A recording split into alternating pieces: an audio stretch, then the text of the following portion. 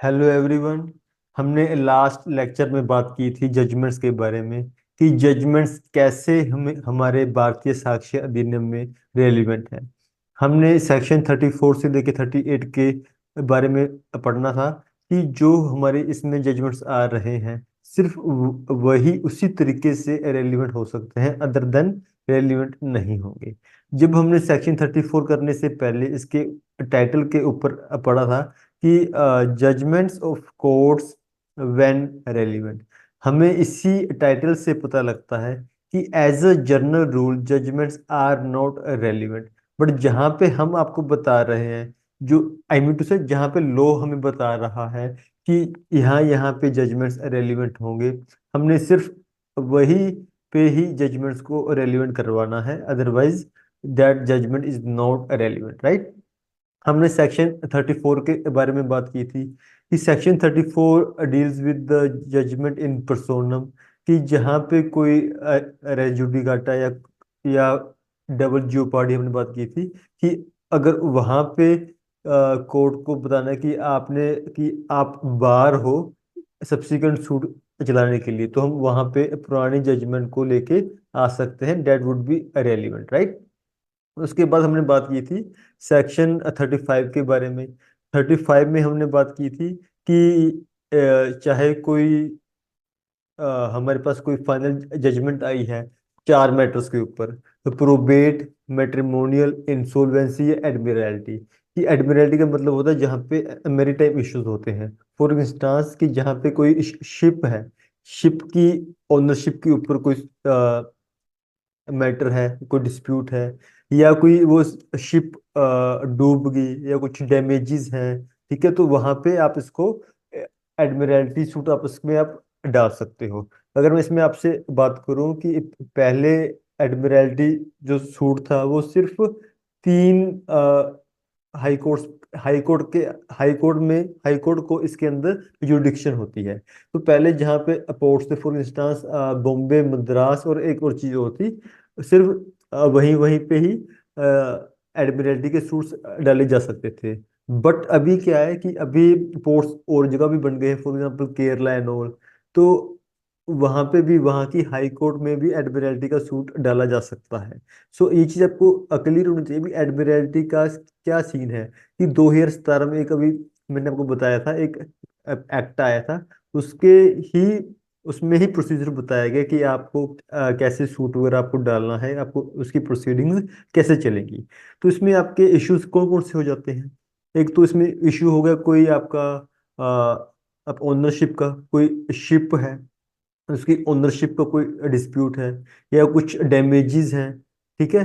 तो आप for example कोई शिप वहां पे कोई डूब गई, अभी रिसेंटली क्या हुआ था, जो केरला हाई कोर्ट ने around 9,200 something rupees, 9,000 something crore का उन्होंने फाइन कंपनसेशन के लिए कहा था एक किसी शिप को कि आप, क्योंकि ना जो ये शिप थी ये शिप सी में डूब गई थी, तो जो इन्वायरमेंट डैमेज हुआ, जो फिशरी जो वहाँ पे लोग मछुआरे हैं उनको जो लॉस हुआ, तो ये सारे इश्यूज कहाँ जाते हैं, एडमिरल्टी सूट के अंदर ही वो चीजें जाती हैं। तो हमने बात की थी कि ये बात करते हैं जजमेंट इन रेम के बारे में। हमने इसमें ये भी देखा था कि जब मैट्रिमोनियल सूट है वहां पे, या इन चारों में कहीं भी कोई इंटरलोक्यूटरी ऑर्डर है, वहां पे सेक्शन 35 एप्लीकेबल नहीं होगा, बिकॉज यहाँ पे वर्ड लिखा हुआ है फाइनल जजमेंट। इट मीन्स कि अगर कोई मेंटेनेंस का या कोई फॉर इंस्टांस कस्टडी का कोई ऑर्डर आया है, तो उसमें सेक्शन 35 नहीं लगेगा, बिकॉज कि वो क्या है, इंटरलोक्यूटरी ऑर्डर्स है, वो चेंज होते रहते हैं। फाइनल जजमेंट क्या है कि सेम कोर्ट उस जजमेंट को चेंज नहीं कर सकता, right. For example divorce. And next is section 36, जिसमें हमने बात की थी कि जहाँ पे पब्लिक नेचर के बारे में बात हो रही है, तो आपको तो आप पहले वाली जजमेंट को रेलिवेंट करवा सकते हैं, बट आप उसको कंक्लूसिव आप उसको नहीं करवा सकते। ये बात हम जब हम सिविल लॉ में सेक्शन 11 पढ़ेंगे, रेजुडी का 10 PILs, तब हम फिर से इस चीज का जिक्र जरूर करेंगे, ठीक है जी। उसके बारे में आगे हम अभी हमें इसके बाद आगे मूव करना है, डेट इज सेक्शन 37, जो कि सबसे इम्पोर्टेंट है इसमें, कि जो कहता है कि judgments etcetera other than mentioned in section 34, 35 and 36 when relevant, which means कि जजमेंट्स, ऑर्डर्स और decrees other than mentioned in section 34, 35, 36 are irrelevant, कि कोई भी ऐसी जजमेंट जो सेक्शन 34, 35, 36 के अंदर नहीं आ रही, हम उस जजमेंट्स को इररेलेवेंट मानेंगे, एक्सेप्ट कि अगर कोई और जजमेंट फैक्ट इन इशू है या रेलिवेंट है हमारे हमारे किसी और सेक्शन के अंदर, तब हम उस जजमेंट को रेलिवेंट मान सकते हैं, नहीं तो हम उसको नहीं मान सकते। आगे पढ़ोगे, unless the existence of such judgment, order और decree is a fact in issue और is relevant under some other provisions of this अधिनियम, राइट। तो फॉर अगर हम इसका एग्जांपल लें, अगर आप इसको इलुस्ट्रेशन ई के साथ आप इसको पढ़ोगे, A is tried for the murder of B, the fact that B prosecuted A for a libel, कि ए ने पहले the fact that B prosecuted A, B ने पहले ए को डेफमेशन के लिए प्रोसिक्यूट किया था, and that A was convicted and sentence is relevant under section 6 as showing the motive, कि पहले बी ने ए को कन्विक्ट करवाया था डेफामेशन केस के अंदर, तो ये मोटिव हो सकता है भी शायद ए ने बी का इस वजह से मर्डर किया हो। तो ये हमारा सेक्शन 6 जो बात करता है मोटिव के बारे में, तो वहां पे रेलिवेंट हो जाता है। तो इट मींस कि ऐसी जजमेंट्स जो किसी और सेक्शन के अंदर अदरवाइज रेलिवेंट होती, उसको उस जजमेंट्स को हम सेक्शन 37 में रेलिवेंट करवा सकते हैं। एक इसमें बात थी रेलिवेंसी की, एक बात थी इसके अंदर फैक्ट्स इन इशू की। फैक्ट्स इन इशू में अगर आप इलुस्ट्रेशन इसकी डी रीड करोगे, A is charged with theft and with having been previously convicted of theft, कि ए पहले भी चोरी में कन्विक्ट हो चुका है, अभी उसके ऊपर एक और केस चला है। The previous conviction is relevant as a fact in issue, it means कि जहाँ पे ना फॉर एग्जांपल पहले पहले ए कन्विक्ट हो गया था, अभी बी के ऊपर सेम थेफ्ट का केस और चल पड़ा, तो एक हमारे पास प्रोविजन होता है सेक्शन 13 ऑफ बीएनएस, जो बात करता है हायर पनिशमेंट की, जहाँ पे आपने एक ऑफेंस को फिर से कर दिया तो आपको हायर पनिशमेंट आपको मिल सकती है। तो वो चीजें, ये चीज अफेक्टिंग इशू हो जाती है कि क्या ए पहले भी कन्विक्ट हुआ था, राइट। तो ये क्या बन गया, फैक्ट इन इशू बन गया। तो इसको प्रूव करने के लिए आप जो ये जजमेंट है इसको आप लेके आ सकते हो, it is a relevant fact, right. अगर हम इसकी इलुस्ट्रेशन डी होगी, अगर हम इसकी इलुस्ट्रेशन सी रीड करेंगे, वो बात करता है मोटिव के बारे में same. A was obtained a decree for the possession of land against B. C, B's son murders A in consequences. The existence of the judgment is relevant as showing motive for a crime. कि वो motive बताते हैं, so it is a, so such judgment is a relevant fact, right? तो हमारे पास exams में ऐसे करके इलुस्ट्रेशंस, चाहे प्रीलिम्स में, मेंस में आपको इलुस्ट्रेशन दे सकते हैं एग्जामिनर्स। तो आपको इलुस्ट्रेशंस को डेफिनेटली रीड करना है, एक एक को, राइट। अगर हम इलुस्ट्रेशन ए और बी रीड करेंगे तो इसके ऊपर हमेशा मेंस में या प्री में क्वेश्चन आता ही आता है। सो इससे पहले हम कुछ लो पढ़ लें, पहले हम इलुस्ट्रेशन कर ही लेते हैं।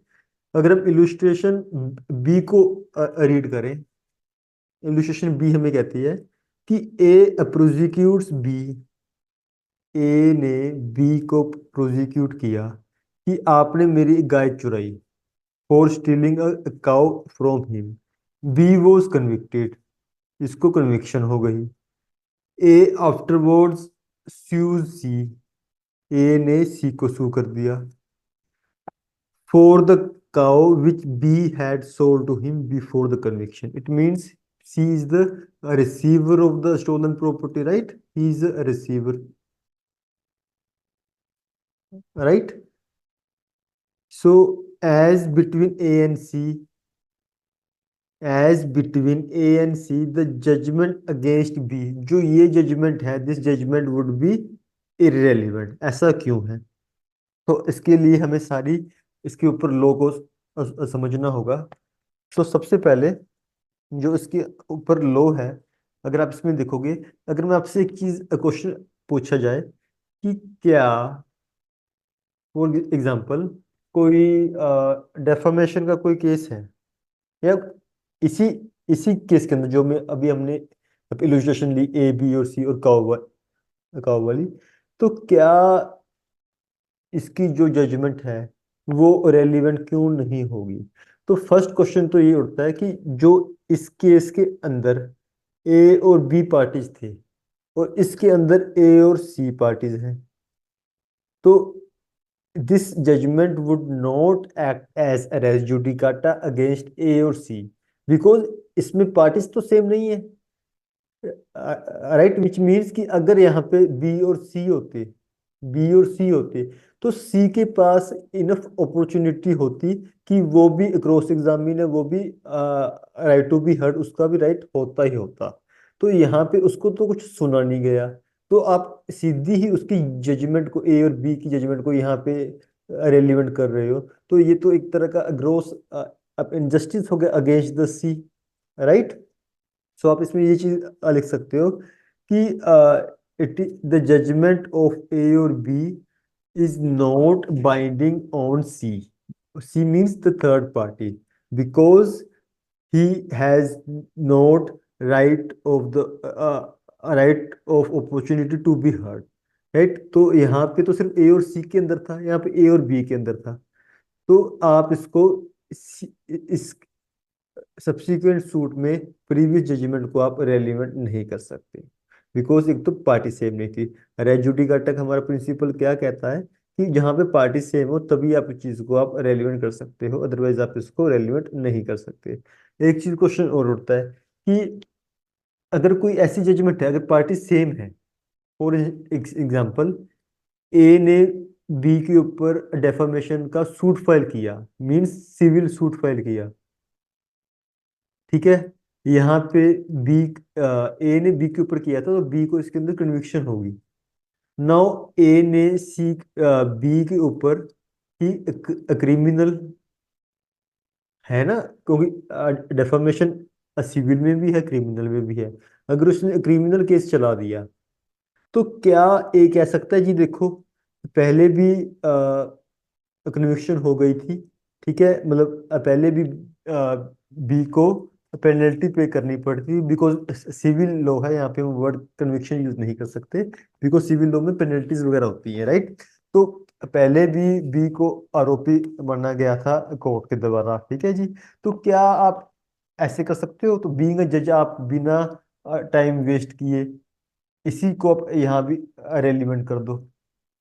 तो हमारा चाहे कॉमन सेंस हमें चाहे कितना कहे कि आप भी कोर्ट का टाइम सेव करें और इस चीज को रेलिवेंट करें, यहाँ भी इसको कन्विक्ट करें, बट हम बात करते, हमने बार बार ये चीज पढ़ी है कि हमारा evidence low talks about the legal relevancy not the logical relevancy.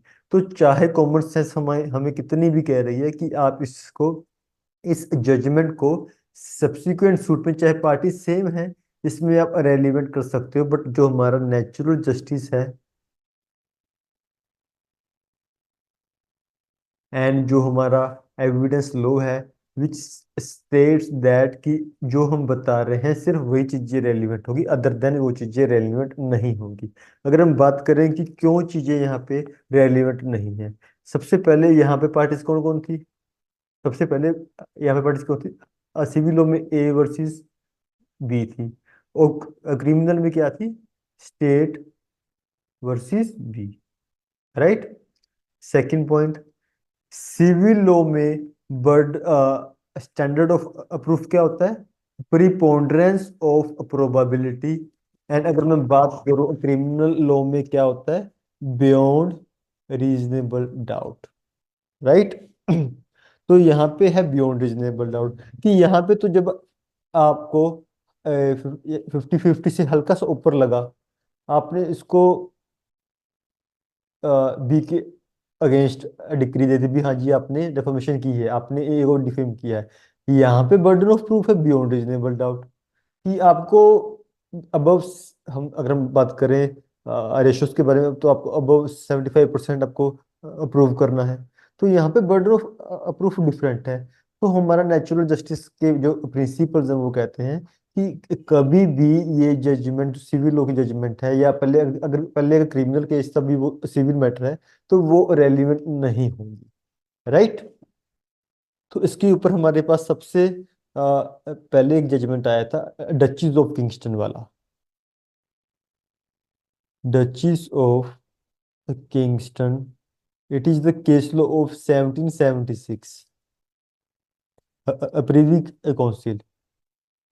इसमें कोर्ट ने बताया था कि as a general principle, transaction between two parties in judicial proceedings ought not to be binding on third.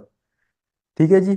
तो it for it would be unjust to bind any person who could not be admitted to make a defense or to examine witness or to appeal from a judgment he might think erroneous. It means कि जहाँ पे ए और B की कोई judgement है, तो यहाँ पे सी, जैसे कि एक और वाला एग्जांपल था कि अगर यहाँ पे बी सी के पास इतनी अपॉर्चुनिटी नहीं थी इस केस के अंदर कि वो अपना कुछ एविडेंसेस ला सके, यहाँ पे उसके ऊपर कोई भी राइट टू बी हर्ड का राइट यहाँ पे नहीं था। राइट। सो आप इस जजमेंट को यहाँ पे रेलिवेंट आप इसको नहीं कर सकते। तो इसके बाद क्या हुआ कि हमारे पास एक और जजमेंट आई। ये तो था हमें इंग्लिश कोर्ट्स ने दी। एक हमारे पास सुप्रीम कोर्ट की एक जजमेंट है, विच इज खड़क्कन,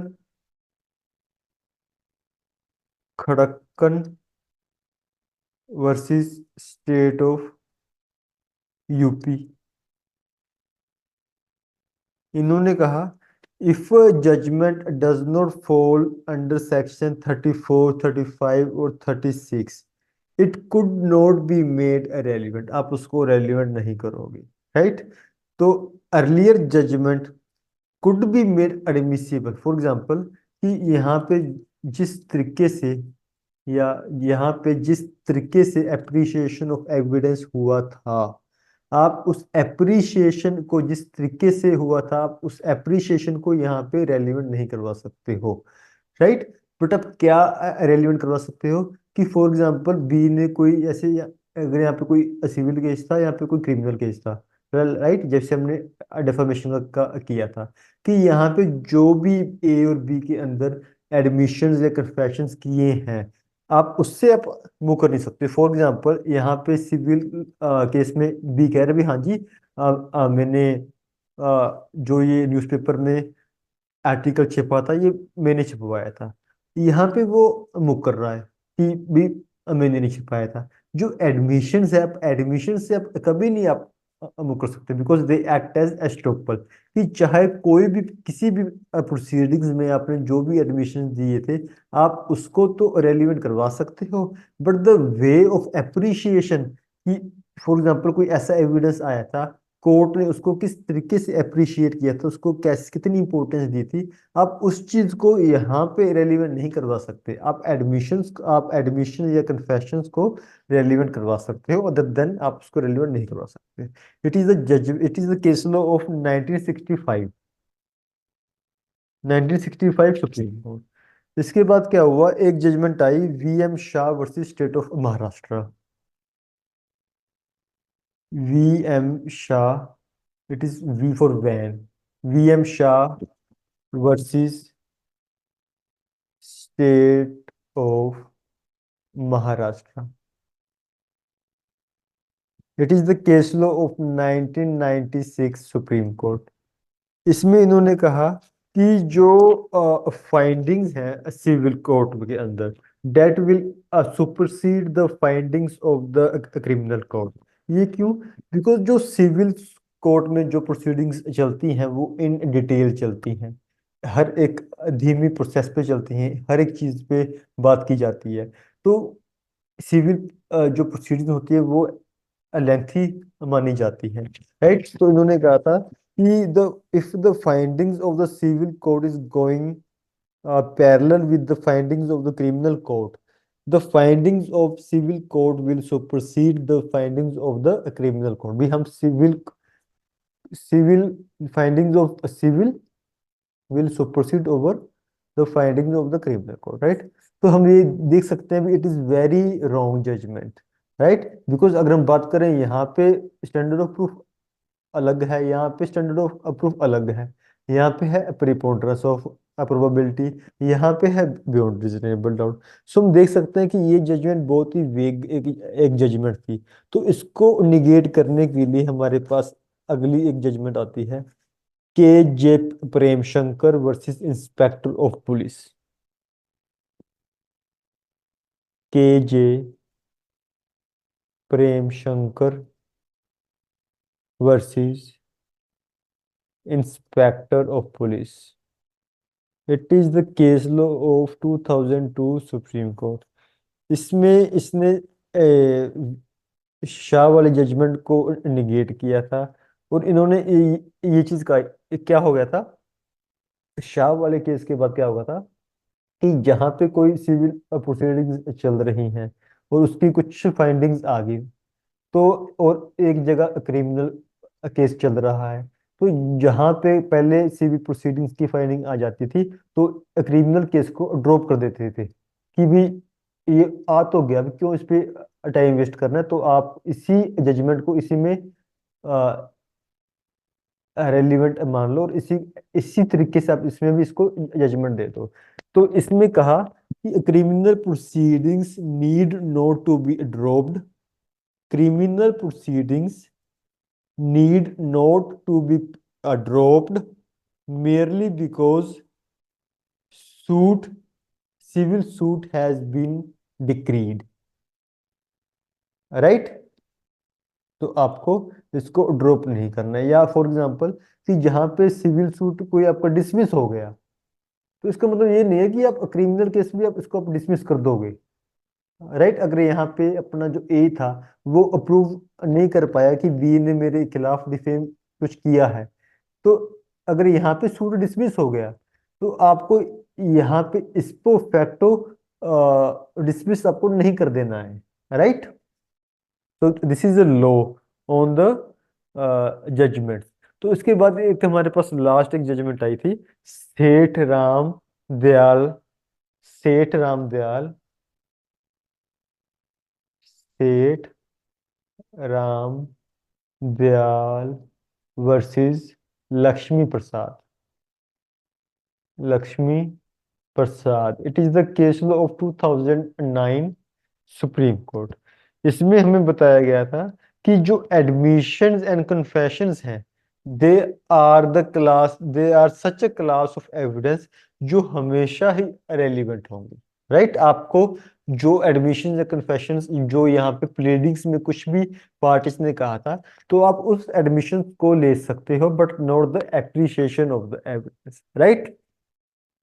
तो अभी एक रिसेंटली एक क्या चीज हुई कि वाइफ ने सेक्शन 9 ऑफ द HMA में रेस्टिट्यूशन ऑफ कॉन्जुगल राइट्स की डिक्री ले ली, right. Section 9 of the Hindu marriage act, उसने रेस्टिट्यूशन ऑफ RCR की डिक्री ले ली। हस्बैंड ने उसका कंप्लायंस नहीं किया, हस्बैंड वो नहीं गया, ठीक है जी, मतलब उसने कॉन्जुगल राइट्स परफॉर्म करना स्टार्ट नहीं किए। नाउ डब्ल्यू वाइफ ने वन सेक्शन 144BNSS जो पहले सेक्शन 125 का था, उसने एप्लीकेशन डाल दी कि मुझे जी मेंटेनेंस दो, राइट। सेक्शन एक तो था 9 ऑफ HMA, यहाँ पे वाइफ को डिक्री मिल गई कि आप मुझे इसमें कि हस्बैंड के खिलाफ मिली कि आप आओ भी आप कॉन्जुगल RCR किसमें वाइफ के फेवर में RCR की डिक्री मिल गई। इसमें हस्बैंड कंप्लाइंट नहीं कर रहा। Now section 144 of BNSS which was before section 125 CRPC अभी वाइफ ने इसके अंदर एप्लीकेशन पिटिशन डाल दी कि मुझे ये मेंटेनेंस दो, बिकॉज मेरे हस्बैंड ने कंप्लाई नहीं किया, वो मेरे पास नहीं आ रहा है। ठीक है जी। तो आप तो कोर्ट ने तो इसने कहा कि जो ये वाली जजमेंट है जो इसमें कंप्लाई नहीं कर रहा, आप इसको इसके अंदर अरेलीवेंट मान लो और मुझे सीधा सीधा मुझे फटाफट मेंटेनेंस दो जी। तो कोर्ट ने कहा कि ऐसा नहीं कर सकते, the judgment of civil court is not relevant under criminal proceedings. ठीक है जी। तो क्या चीज होगी कि जो सेक्शन 144 की एप्लीकेशन है या पिटीशन है, वो अ, अपने मेरिट्स पे ही डिसाइड होगी, नॉट ऑन द डिसीजन जो सेक्शन 9 में हुआ था। तो इसका जो बेसिस होगा सेक्शन 144 में, कि उसको इंडिपेंडेंटली देखा जाएगा कि इसको मेंटेनेंस दी जाए या ना दी जाए। इसका कोई मतलब प्रेशर या फॉर एग्जांपल कोई रेलिवेंसी नहीं होगी। Right, it was the case law of, ये रिसेंटली आया था, Reena Kumari versus Dinesh Kumar. Reena Kumari versus Dinesh Kumar Mahato, 2025 Supreme Court. Right. So it means कि सेक्शन 144 बीएनएस की मेंटेनेंस प्रोसीडिंग इंडिपेंडेंटली चलेगी। ठीक है जी।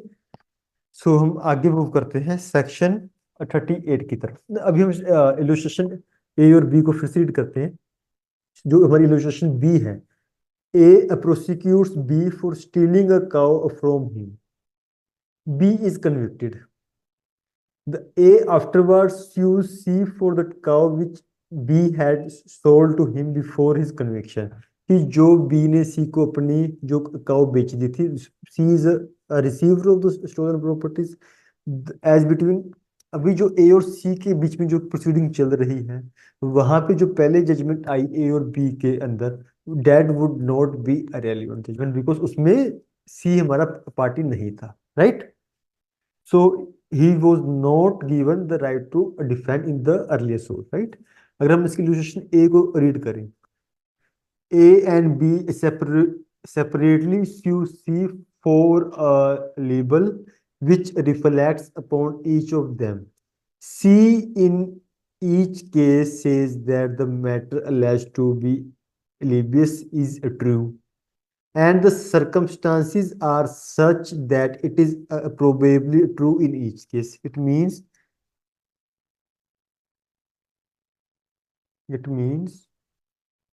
कि ए ने सी के खिलाफ सूट डाल दिया और बी ने भी सी के साथ सूट डाल दिया, और सी ने कुछ ऐसा आर्टिकल डाला था कि फॉर एग्जांपल कुछ ऐसा कुछ डाल दिया, कोई एनजीओ चलाता है, ठीक है, और बी उसके ऊपर उसके अंदर कोई गलत काम करता है। मींस कि ए और बी को इसके अंदर इस आर्टिकल के अंदर सी ने घसीट लिया। नाउ सी सेज कि जो मेरी स्टेटमेंट है वो बिल्कुल सही है। तो अगर और सरकमस्टेंसेस ऐसे हो जाते हैं कि फॉर एग्जांपल कि ए एक एनजीओ चलाता है और बी ने, और वो बी इसके अंदर अपने टैक्स बचाने के लिए इसके अंदर पैसे डोनेट करता है, और ये जो ए है इस पैसे को बी के इलेक्शन में यूज करता है। राइट। तो जो ये स्टेटमेंट है, या तो ये दोनों के खिलाफ झूठ होगी, या या दोनों के खिलाफ सच होगी। ऐसे ही सर्कमस्टांसेस हैं। And the circumstances are such that it is probably true in each case or in neither। A obtains a decree against C। A यहाँ पे ए ने यहाँ पे सी के अगेंस्ट डिक्री ले ली। ठीक है जी। यहाँ पे वो जीत गया, ए जीत गया। A obtains a decree against C for the damages on the ground that C failed to make out of his justification। Sorry. It means कि जो सी है, सी इस केस के अंदर अपनी अच्छे से जस्टिफिकेशन नहीं दे पाया कि जो मैंने आर्टिकल दिया वो असत्य है, सच है। तो this judgment would not be relevant in the suit of B and in the case of B और C. The fact is irrelevant as between B and C, because कि उसके अंदर बी पार्टी नहीं था, पार्टी सेम होनी चाहिए, right. तो आगे मूव करते हैं सेक्शन 38 की तरफ। सेक्शन 38 बात करता है fraud, collusion in obtaining judgment or incompetency of court may be approved, which means कि अगर आप सेक्शन रीड करोगे, any party to a suit or other proceedings may show that any judgment, order or decree which is relevant under section 34, 35 or 36 and which, आप end को underline कर सकते हो, and which has been proved by the adverse party was delivered by the was delivered by the not competent, means it is incompetency है to the to deliver it, or was obtained by a fraud, and third is or collusion। यहाँ पे हम बात कर रहे हैं, एक तो होता है फ्रॉड या collusion किसी पार्टी के खिलाफ, एक होता है एक होता है कोर्ट के खिलाफ। फ्रॉड ऑन कोर्ट है, यहाँ पे हम पार्टी की बात नहीं कर रहे हैं, हम बात कर रहे हैं फ्रॉड ऑन कोर्ट की, कोर्ट के ऊपर फ्रॉड किया गया। इट मीन्स कुछ गलत एविडेंसेस या गलत रॉन्ग फोर्स डॉक्यूमेंट्स कोर्ट में लाए गए, राइट। तो आप वहां पे भी जजमेंट को आप रेलिवेंट करवा सकते हो। फ्रॉड का मतलब क्या हो जाता है, अगर हम section 17 of the Indian contract act read करें, fraud always has the element of the deception, right. So there is always an intention to cheat और deceive the another person. So आप फ्रॉड की डेफिनेशन को वहां से भी ले सकते हो, राइट। अगर हम बात करें कोल्यूजन, कोल्यूजन का मतलब क्या होता है, अगर मैं आपसे सिंपल टर्म्स में बात करूं, मिली भगत, कि ए और बी ने मिली भगत कर ली सी को सी के खिलाफ, राइट। कोल्यूजन की डेफिनेशन हमें बताई गई थी, एक जूरिस्ट थे वॉन्टन फिम्पसन, जो कहते थे कि collusion means an agreement or contract between two or more persons to do some act in order to prejudice a third person for some improper purpose, right। तो हमें हमारे पास collusion का ये मतलब था। तो क्या इसमें वर्ड नेग्लिजेंस भी आ सकता है? क्या आप नेग्लिजेंसीज के बेसिस पे भी जजमेंट को आप रेलिवेंट करवा सकते हो? फॉर एग्जांपल, कोई कोई ए और बी, कोई ऐसा कोई सूट कोई केस था, कोई ऐसा कोई केस था जहाँ पे जहाँ पे बी वॉज द या ए वॉज द माइनर, तो इसके खिलाफ पे जो सी था, ए वॉज द माइनर, जो सी गार्डियन था वो केस चला रहा था, but C was so negligent in the case कि उसने ध्यान ही नहीं दिया और बी केस जीत गया। तो क्या इस तो क्या आप नेग्लिजेंसी को प्रूव करने के लिए आप इस जजमेंट को रेलिवेंट करवा सकते हो? दो इसमें वर्ड फ्रॉड और एक्लूजन लिखा है, नेग्लिजेंस वर्ड नहीं लिखा, but we have the judgment of the Allahabad full bench, Siraj Fatima, Siraj Fatima versus Mohammad Ali, Muhammad Ali. It was the 1932 Allahabad full bench. Obviously, there are also Bombay, Madras High Court, जिन्होंने same चीज कही भी, चाहे नेग्लिजेंस सेक्शन 38 या section 30 या section 44 of the Indian evidence act उसमें cover नहीं है, फिर भी हम इसको इसके अंदर लेके आएंगे। तो इन्होंने ये चीज कही थी, this section does not prevent a minor from making relevant a judgment regarding negligence of a guardian. This judgment can be produced to show that guardian was absolutely negligent and it has caused lot of prejudice against the minor. Even negligence can be brought as ground under Section 34 of the Bharatiya Sakshi Adhiniyam or Section 44 of the Indian Evidence Act. तो ये था हमारा सारा लो judgements के ऊपर कि judgements कब relevant है। अभी हम आगे मूव करते हैं, जो बात करते हैं ओपिनियन एविडेंस की, कि आपने ओपिनियन एविडेंस को आपने कैसे देखना है, राइट। तो पहले बात करते हैं कि what do you mean by opinion, कि ओपिनियन क्या होता है। कि फॉर एग्जांपल मेरा ओपिनियन है, फॉर एग्जांपल आपको ओपिनियन हो सकता है कि सागर सर अच्छा पढ़ाते हैं, किसी का हो सकता है भी सागर सर अच्छा नहीं पढ़ाते। या हमारा स्कूल में ओपिनियन होता था कि हाँ यार वो सर अच्छा पढ़ा रहे हैं, वो सर अच्छा नहीं पढ़ाते, भी उनका नेचर अच्छा है, उसका नेचर अच्छा नहीं है, राइट। कि भी ये तो इस आदमी ने पैसे नहीं हमें मोड़ने, राइट। तो इसमें आप ये चीजें कर सकते हो कि जो ओपिनियन है, मेरा ओपिनियन अलग हो सकता है। मुझे लगता है भी इंडियन एविडेंस सेट इजी है, किसी स्टूडेंट को ये चीज डिफिकल्ट लग सकती है। तो opinion varies to person, so it means कि किसी की ओपिनियंस स्टेबल नहीं हो सकते।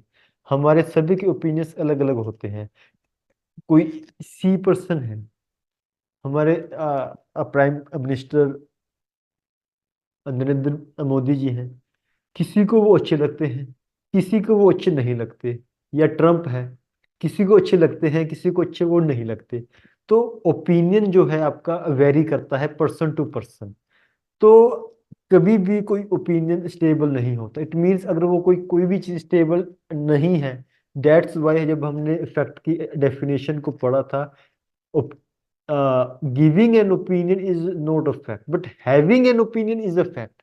कि जहाँ पे आप ओपिनियन आप होल्ड कर रहे हो, फॉर एग्जांपल कि बिकॉज अगर जहाँ पे आप ओपिनियन को होल्ड कर रहे हो वो आपका क्या बताता है, state of mind. And state of mind is relevant under section 12 of the भारतीय साक्ष्य अधिनियम। कि जहाँ पे हमने इलविल हेट्रेड वगैरह है ना, तो हमने इन चीजों को हमने रेलिवेंट किया था। तो हैविंग एन ओपिनियन जो हमारा क्या बताता है, एक फैक्ट है, but giving an opinion is not a fact, right. तो अगर आप इसका टाइटल को रीड करोगे, opinions of third persons when relevant, कि जो ओपिनियंस हैं, ओपिनियंस ऑफ थर्ड पर्सन जो, तो ये हमें बताता है कि as a general rule opinions are not relevant. अगर मैं बात करूं, अगर कोई जजमेंट आ रही है, कोई जजमेंट है, जजमेंट क्या होती है, एक जज का ओपिनियन ही है। उसने जो फैक्ट्स देखे, उसने जो फैक्ट्स देखे, जो कोर्ट के पास फैक्ट्स आए, उसने उस फैक्ट्स के बेसिस पे अपना ओपिनियन बनाया कि हाँ भी इस पर्सन ने मर्डर किया है, या नहीं भी इस पर्सन ने मर्डर नहीं किया, चोरी नहीं हुई, इसने नहीं की। तो क्या है, वो जज के ओपिनियन ही है on the established facts. Established facts, ये मैं बहुत इस चीज को आप नोट करें कि एस्टैब्लिश फैक्ट्स, जो पहले फैक्ट्स मैंने प्रूव किए गए हैं या अप्रूव्ड फैक्ट्स के ऊपर मैं अपना ओपिनियन दे रहा हूं। तो as a general rule only a जज can give opinion, no other person can give opinion, right. तो यहाँ पे कह रहे हैं opinions of third person when relevant, कि हम आपको एक्सेप्शंस बता रहे हैं। जैसे कि हमने ऊपर जजमेंट्स की बात की थी कि अंडर सेक्शन 39 से लेके सेक्शन 45 तक, जहाँ पे हम आपको बता रहे हैं, सिर्फ वहीं पे ही ओपिनियन आप किसी थर्ड पर्सन का ले सकते हो। अदर देन किसी थर्ड पर्सन का ओपिनियन कोई रेलिवेंट नहीं है एक्सेप्ट द जज, राइट, एक्सेप्ट द कोर्ट। तो इसमें एक चीज थी कि जो हमारे पास ओपिनियंस होते हैं अगर हम बात करें कि जो ओपिनियंस हैं, ओपिनियंस हमारे माइंड में कैसे आते हैं, एक थॉट प्रोसेस होता है। फॉर इंस्टेंस भी मुझे अगर कोई पर्सन आया, मुझे मोदी जी पसंद है, ठीक है, क्यों पसंद है, बिकॉज उन्होंने स्ट्रिक्ट एक्शंस लिए थे, राइट। फॉर एग्जांपल उन्होंने जो भी एक्शंस उन्होंने लिए हैं, राइट। तो मुझे तो इसलिए वो पसंद है। मुझे मोदी जी क्यों पसंद नहीं है?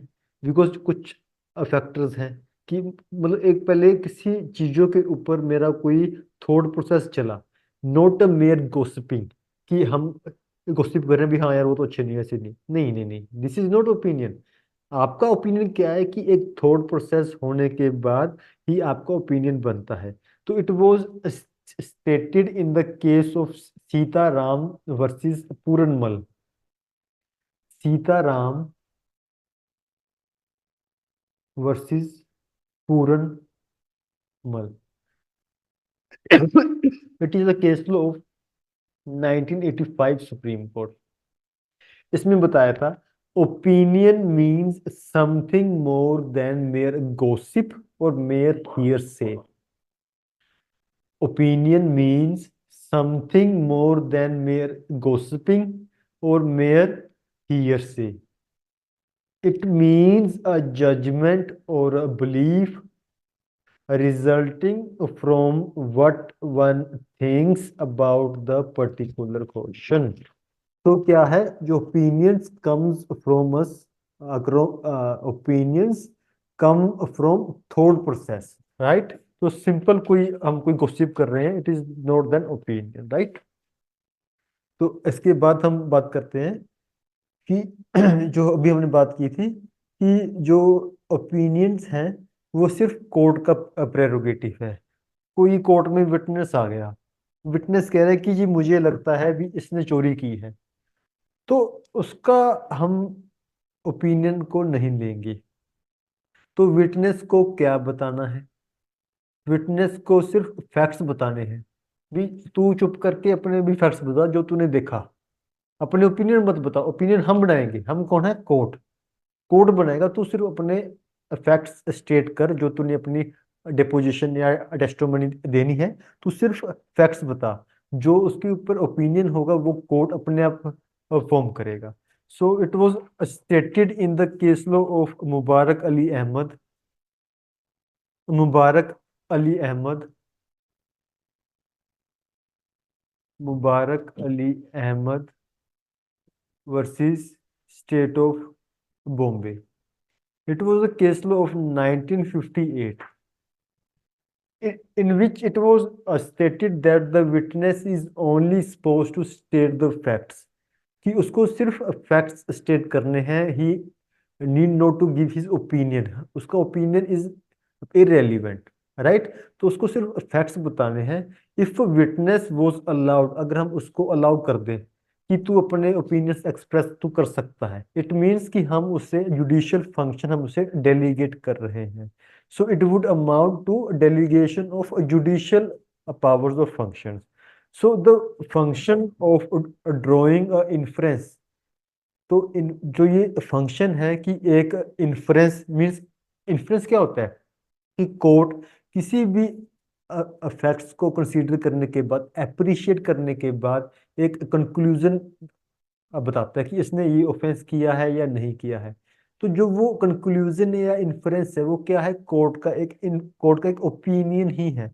सो the function of drawing inference is a judicial function and it must be performed by the court alone, कि उसको सिर्फ कोर्ट को ही वो चीजें परफॉर्म करनी है, not the witness, right.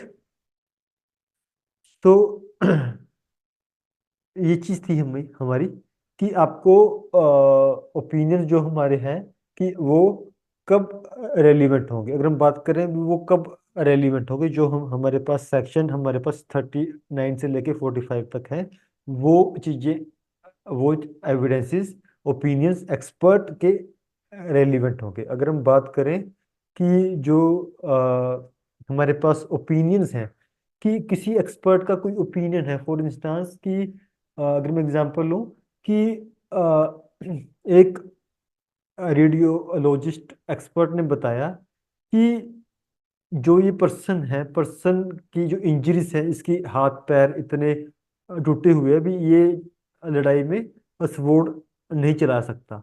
But I witness हमारे पास है जो कि बताते हैं कि उस वो पर्सन चला सकता है।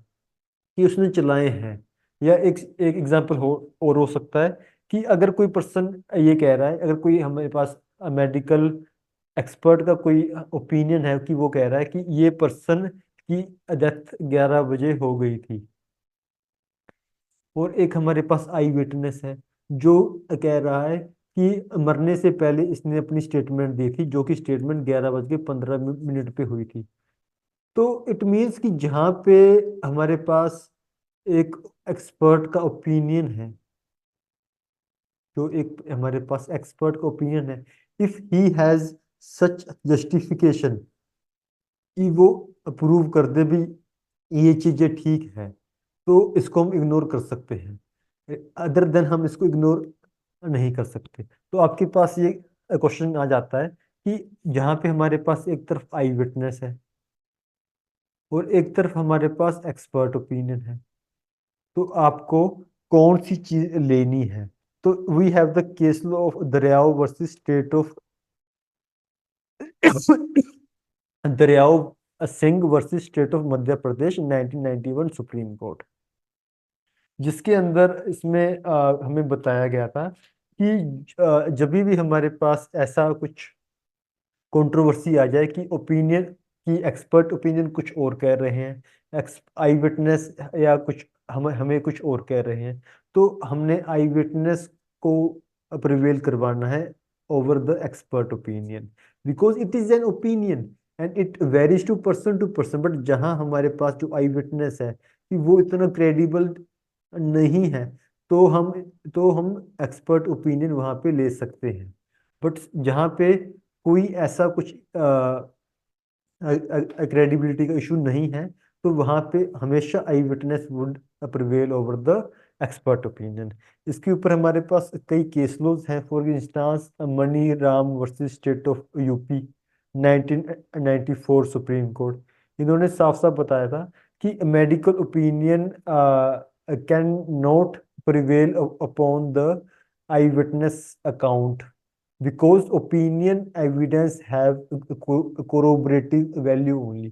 because जो opinion evidences हैं वो क्या है, जैसे हमने की पहले बात की, वो opinions हैं, और opinions varies to person, वो stability उसमें नहीं होती। तो वो opinions कभी भी stable नहीं होते। that's why कि उसकी जो evidentiary value है वो क्या है, corroborative value, राइट। तो एक चीज इसमें, एक चीज और थी कि जब कोई एक्सपर्ट, सबसे पहले एक्सपर्ट कौन होता है? जिसके पास जो स्किल्ड हो, जिसके पास नॉलेज हो और एक्सपीरियंस हो, कि he has devoted so much time, ठीक है, इन अ स्पेसिफाइड फील्ड, तो हम उसको ही एक्सपर्ट हम बोलते हैं।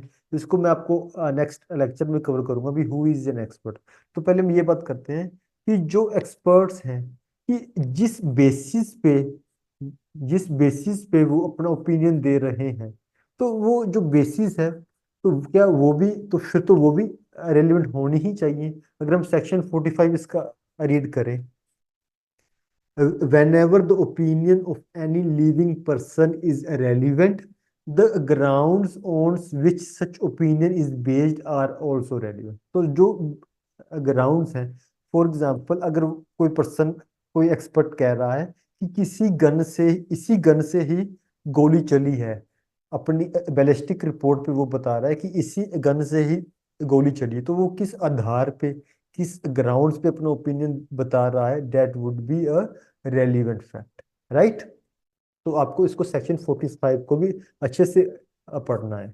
तो अगर हम इसमें अंदर एक चीज और देखें, एक हमारे पास जजमेंट थी Ajay Kumar Das versus Kalpana Das. Ajay Kumar Das versus Kalpana Das, it was the case law of 2007 Calcutta high court, जिसमें उन्होंने बताया था कि जो एक्सपर्ट है, एक्सपर्ट को अपना ओपिनियन फैक्ट्स के ऊपर बताना है, नॉट ऑन द ओपिनियन, की ओपिनियन ओपिनियन के ऊपर नहीं आ सकता, राइट। कि जो एक्सपर्ट को अपना ओपिनियन देना है, जिसने अपनी रिपोर्ट देनी है, वो उसको किसी फैक्ट्स के ऊपर ओपिनियन देना है, ओपिनियन के ऊपर ओपिनियन दे दे तो वो चीज तो हेरफेर टाइप होगी, right? So it was the case of Ajay Kumar Das versus Kalpana Das, 2007, Calcutta Division Bench. So the duty of the expert is to depose, not to decide. The only function of expert is to furnish the data necessarily specific scientific criteria, so as to enable the judge to come to an independent conclusion, कि उसको सिर्फ जो उसके effects के ऊपर जो उसने opinion है उसने वो देना है। उसने फॉर एग्जांपल किसी शर्ट के ऊपर कोई खून के धब्बे मिले, उसने ओपिनियन ये देना है कि ये मैच कर रहा है ए के डीएनए के साथ। तो ये तो क्या होगा, फैक्ट के ऊपर ओपिनियन हो गया। अगर वो इसी ओपिनियन के ऊपर ओपिनियन दे रहा है भी इसी ने ही खून किया है, तो ये तो चीज गलत है कि ये ओपिनियन के ऊपर ओपिनियन दे रहा है, तो दिस इज रॉन्ग। तो ये काम किसका है, कोर्ट का काम है कि उसको देखना है कि उसको सिर्फ अपने रिपोर्ट बतानी है भी उसने क्या ऑब्जर्व किया। ये कोर्ट के ऊपर है कि वो कोर्ट क्या डिसाइड करेगा, right? So it was decided. तो आज के लिए हम इतना ही रखते हैं। In the next lecture we will talk about who is an expert and the sections of 39 and onwards, right? तो आप अपना सेक्शन 39 एक बार जरूर रीड करें जब हम अपने नेक्स्ट लेक्चर लेंगे। So thank you very much.